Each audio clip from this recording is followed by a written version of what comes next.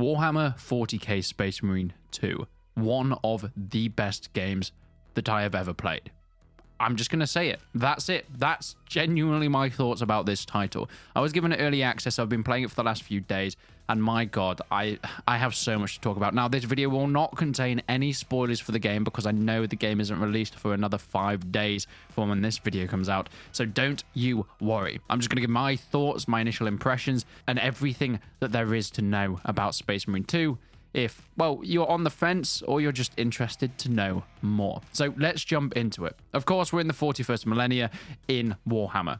That's pretty much your bog standard knowledge. We're playing as Titus, who in the last Space Marine game was an Ultramarine. He unfortunately, without spoiling the end of it, did some things that made people wonder about his loyalty to, of course, the Emperor of Man. Then, in general, was cast aside, sent into the Death Watch. Now, he actually became more of a renegade part of the Death Watch, where he took off his sigils. He wasn't really part of the Space Marine and continuing of Man anymore. But in this game, in our first mission, he starts to travel his way back and is eventually accepted back to be an Ultramarine. Not just that, but a Primaris Astartes as well, which is, of course, the new era of the Space Marines. Oh my God, it's an incredible opening mission. Now, the opening mission doesn't spoil anything to do with the later stories, since this is a lot of the promo material that we have been shown, so I'm going to go over it very, very quickly. We get a really incredible opening cutscene that basically takes us onto the world of Kadaku. It is an Imperial-held system, but it is being attacked by the Tyranid swarm. We can see the Narval, which are basically the landing craft of the Tyranids. As they move through space, they are crash landing onto the planet's surface, and the Imperials that are there are sending out the threat, or the Xenos, that have become their early stages of invasion. And this is where we open up on Titus, or, well, we don't know it's Titus just yet because, well, he's got his awesome helmet on. He's got the skull on his black pauldron, which indicates that he's kind of an off branch of the Death Watch. Kind of, they're doing their own thing. They're not really part of the Legion anymore. But this opening cutscene, do you know what? I'm just going to play it for you because it is actually incredible.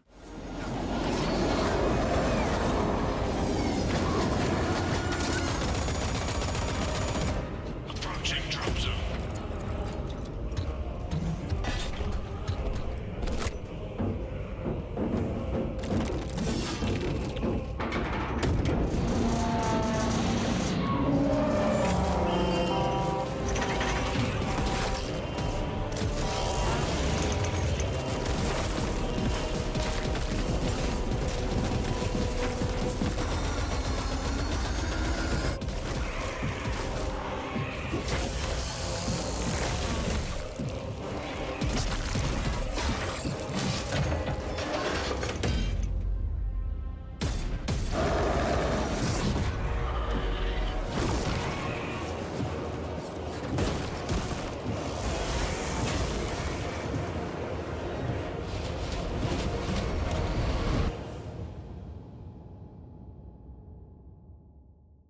The gargoyles that fly onto the ship. Of course, Titus gets taken down, and then he lands on the surface, eventually finding the bombarded and crashed site. Well, now he's on his own, and he's got to start exploring. And this is where it opens. We can see the full scale of this game, and a lot of this gameplay has already been shown in promotional materials, so don't, once again, worry too much about story spoilers here. I'm not really going to be talking about what goes on after this at all, other than what we've already been shown. As you move through the level, one of the main things is the incredible graphics. I've said this so many times in pretty much every single bit of recording I've done. I've said it to all my mates that I've been playing with, because yes, there is co-op, which we'll get onto. This is, other than Red Dead 2, perhaps the best looking game ever made. I'm not even joking here. I mean, the amount of gorgeous screenshots you can get out of it as well. Pretty much every frame is the most beautiful thing you've ever seen. We come across our first batch of Tyranids and we learn how to attack. Now, the combat system is okay. It's pretty much the best with what they can do, but I kind of have some issues with the initial bind, so I would recommend some rebinding. You use right click in order to melee strike, and then you hold right click to do a heavy attack. If you can do multiple light melee strikes, then hold right click to do a heavy attack, you'll do combos and cool different things like stomping down to take out massive enemies around you or doing cool moves. So the enemies will often jump at you, especially the little guys, and you get two different options. Now, there will be a blue circle that highlights, which means if you press C, which is the parry button, and this is where the key binding controls come into play a bit, you're able to do a takedown of them and kind of counter their attack. Some of the heavier enemies have an orange circle, which basically means it's a heavy attack that you cannot counter, and you have to press space plus your WASD in order to dodge. Pretty standard stuff. Now, let's go back to that parrying. C is a weird key binding. I constantly forgot it was there. It was very, very frustrating. A lot of the time, I'd be trying to block, and I'd right-click, so I'd just attack instead. Pressing C, getting your finger down to that, even though it's very close to WASD, still feels kind of far away, or at least a little bit clunky. And of course, you can parry pretty much any attack. There isn't really anything to do with stamina in here because, well, we're in Astartes. We are incredibly modified, so we don't need to worry about getting tired. Up in the top left, we have our health, which of course runs down. This can be bolstered by stim packs, and our armor bars. These can be increased over time, and of course, they can be gained back through executions. What are executions? Well, if you get an enemy, even a light or a heavy enemy, or the bosses later on, down to low enough health, they will glow red. Pressing E will mean you perform an execution. It performs one of the most cool animations I've ever seen. There's so many different types to do, and my god, is it so satisfying. This will replenish your armor bars, and I goddamn adore it. This is the main core of the game, and it is the game loop that you'll be going over and over again to create one of the most satisfying combat experiences. Slashing through these swarms of Tyranids is so gorgeous. I mean, the melee combat has been pretty well nailed down, except from the slight control issues that I have an issue with, but once again, I don't really know any other way they would do it, at least for the default controls. So that brings us on to combat with guns. So combat with guns is pretty much as you'd expect. It feels a lot like World War Z, which of course is made by the same developers, shooting down mass hordes of Tyranids. Now you can have anything from bolt pistols, plasma pistols, bolt guns, heavy melters, multi-melters, everything that you can pretty much imagine that an Astartes would use, they are in here. Some are more rare than others, but you can set some as your loadout, and as you go through the missions and the story, you can increase your loadout. For example, later on down the line, I had a melter as my main gun, when before in the early game, you have your regular bolt guns, which are still incredibly effective. There's also snipers and things like that. And something I forgot to mention, this can also be done to a lesser extent with melee weapons. Starting with your chainsword, later on, I get a combat knife, which I think is better because it's just a lot faster to attack with, and then I upgrade to a power sword, which is like a gorgeous lightning rod for anything that comes into my area. All of this is great, and you're actually able to use some of the ranged weapons in executions, where if you get enemies down to a low enough health or you stun them enough, you can also then left click when there's a little red target on them, and it will, well, blast their ass.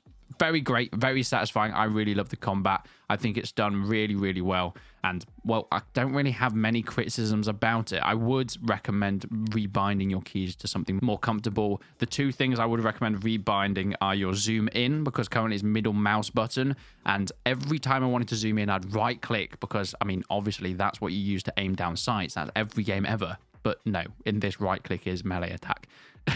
So I'd recommend rebinding your zoom in and your parry, which is currently on C, which just feels a little bit out of the way and doesn't quite fit right for me. Now, there are a number of cool terrain details, like, well, being able to batter through everything. You'll send barrels flying as you just walk by them, or you're later on in the Citadel levels just able to crush through benches and bricks and all that kind of stuff, just because you are an Astartes and, well, you are just so powerful that if you walk into anything, it will just shatter in front of you. And I love the game for that. It's so great. Of course, explosive barrels, like any game, are in there, and they can be used to your advantage if enemies are walking past, or just to piss off your friends. That's definitely something that I would do constantly. Now, in the first mission, we get our first little warrior battle. These are our heavier enemies. You'll see these warriors quite a lot. They can come in different forms. They'll just be a bit harder to take out. They also have armor on their front, so you will have to try and get behind them if you're going to shoot them, or just get up and close and melee. But they will attack. You'll have to block them. They will do lunges, and this is where the heavy attacks, so you have to dodge, comes into play. The first mission also shows us our great little swarm of Tyranids as we see them all cascading down, and I love the mechanics. I mentioned it was made by Saber Interactive, who made World War Z, and you can see that as the Tyranids try and pile on top of each other to get up onto the walls. You're able to throw grenades down there to sort of control and quell the piling up to start with, but it's kind of always inevitable that they will get up to you. So, you know, grenades are useful, but they run out very, very fast. At the end of the day, you've got to get used to your combat here. Blocking really comes in useful, especially on the harder difficulties. I don't know about standard and easy stuff, but on the more veteran stuff, you're going to have to make sure you've mastered blocking and countering and, of course, dodging. when it comes to more enhanced enemies, let's say. And let's talk about some of those enhanced enemies. So we've got our regular Tyranid lads. They are pretty easy to take out. They're basically mush. You've got your warriors, and of course, they've got whips that can attack you from kind of range. They've got armor. Then they will take 5 or 6 good heavy hits to take down, as well as an execution. There's snipers as well that you'll have to dodge. Pretty powerful, can hit you out of nowhere. Not just that, but it gets a bit trickier when you move through the levels and you get to the stage where you're fighting lictors, which can go invisible and teleport. You have to also then try and do counters and dodge out of midair as they'll pop up out of nowhere. Now, there's different levels of lictors, like the general ones that you fight, or later on, well, there's boss ones that are so much trickier. Not just this, but you've got flying orb boys. They are incredibly tricky to take down. I actually hate them. They are my worst nightmare. In fact, I was playing a game the other day where I just called my mate on to play the co-op because I was just having such an issue with them on my single player. There's ghouls, which you don't fight too much other than set pieces. They're the flying guys, and they'll fly onto pylons. You've got to defend the pylons, or later on, you've got chains that you've got to defend as they try and eat away the chains. You've got to shoot them off, but they don't really cause too much damage. They're basically just something to shoot at while the other Tyranids are going at you. And of course, you've got your bosses. Now, some of the bosses are just other alterations of the warriors and enemies that you're fighting throughout the game. But as we get later on, you're fighting things like Carnifax bosses, which are brutal, but it's so much more satisfying because when you get an execution on these bosses, it's like a long, drawn-out attack, and you do this amazing animation, and I goddamn love it. It happens for all of them as well. And I'm not going to go any further in terms of the bosses because we know there's Tyranids, and we do know that Chaos have come in. That's already been announced. There's the Thousand Suns. You do end up fighting against them at some point, but I'm not going to give any more hints at what comes later in terms of bosses, but there are a lot more tricky things to fight than Carnifaxes. Let's just say that. A lot more tricky, and these boss fights will be in arenas that go on for ages, and this is where you start to need help, because sure, you have your AI that can help you, Gadriel, and of course you've got Chiron. They all have quite good personalities and quite good stories to tell, actually. And I really like the way that these three play off each other. There's a lot of tension, especially later on, as they start to discover that, well, Titus isn't exactly who he says he is. And then, well, how that plays with Gadriel and Chiron. You also start to see some chaos coming into play later with other characters, once again. And there is obviously the, well, NPCs like Imperial Guards that you fight alongside. Now, your allies actually do a lot of damage, like especially Gadriel and Chiron. As much as they are AI, they will pick you back up. They will do damage to enemies. And even the Imperial Guards somewhat, especially when you're fighting alongside tanks, they will cause damage to the Tyranids, but also just become absolute fresh meat and get swarmed as well. So I wouldn't bother trying to save them too much. Yeah, it's not really worth it. They're kind of doomed to failure, but they do provide nice meat shields. Yet it kind of comes into its own when you get to the harder levels, and the AI starts to not exactly help as much as you'd like them to. And whilst they do level up with the difficulty of the levels, it's always better if you have a good player by your side. You can have up to 3-player co-op, so you and 2 others taking the role of Chiron and Gadriel. And of course, they all get their own little bits of equipment and stuff that they can take into battles. And this is where, if you see in the middle of the screen throughout this whole thing, there's a little golden shiny button. And this is if you press Q, you get a little special attack. Now, Titus basically gets more damage dealt, and of course, he heals as he does it. That's his little cool Q button. Chiron and Gadriel both have their own as well. However, I haven't actually played as them yet. But as far as I'm aware, one of them is like a radar force field that essentially damages all the enemies within it, or at least weakens them as well. And playing alongside friends is so much fun. I think it's probably the best selling point of this is having full co-op. It's a shame that the first didn't, but I'm so glad that they've kind of put that into this second title, because there is so much to love about playing with your mates, just going through hordes and hordes of Tyranids, facing off different enemies, and also just experiencing the blood, gore, the incredible lighting, the incredible map design, the huge battles, and the smaller, more horror-centered stuff underground, especially when you go into the depths of ships as well.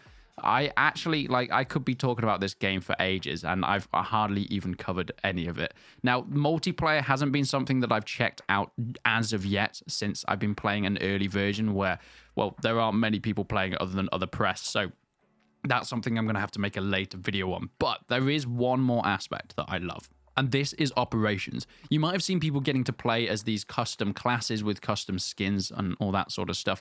I, in fact, played a lot of this as an Imperial Fist in the Operations, and it's kind of to go in tandem with the main storyline. As Titus, Gadriel, and Chiron are doing certain missions, you have 3 other Space Marines that are basically working in the background doing their thing, and you'll see the effects of this in the main campaign. Some explosion will go off in the distance, or a big Tyranid boss will be beaten and you don't know how. Then you go and play one of the side missions or operations, and you get to play as the Space Marines that did that. They caused that explosion. They killed this Tyranid. And that's really cool how it affects the main storyline as well. Now, I don't want to give too much away in terms of the story, but you have to play the story parts with Titus to then unlock the operations, where you could play as these 3 other Space Marines, but they can be of any class. For example, you've got the Bulwark, you've got sort of the tank stuff, you've got your Assault with your jetpack as well, which is very fun to use.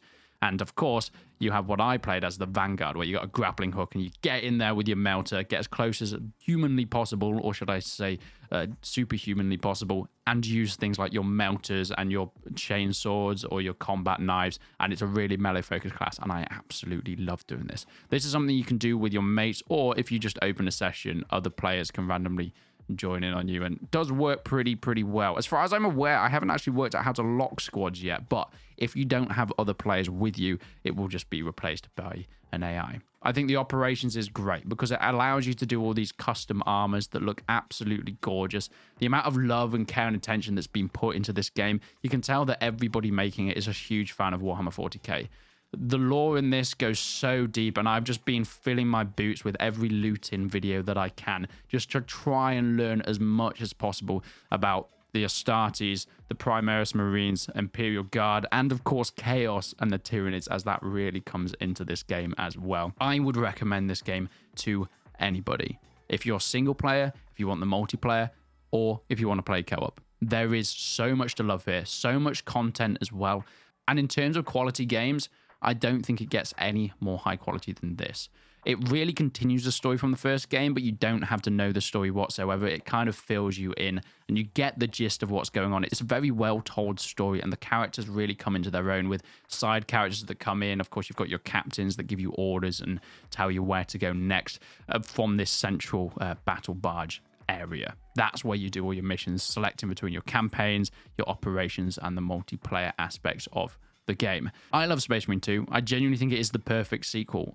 There are very few criticisms I have as of yet, but I am on the last mission of the campaign, and I kind of wanted to save that to play with my mates, so I will be doing a full video of the entire game once it's released. I didn't want to talk about the story before it's even come out, just because it means that I can say, don't watch this before you've played it. That's a stupid thing to say, since few people watching this videos, unless you're already YouTubers, will have played the game. So it's very dumb if I make a full story spoiler thing. So there will be story elements coming in the next few days. But in terms of my introductory video, I just wanted to keep it very, very simple. But I really hope you enjoy. Make sure you stick around the channel, because there's going to be ton more Space Marine 2 stuff coming in the next few days, as well as full mission playthroughs, little nitbits, like tips and tricks and information about the game, pretty much everything you could want to know.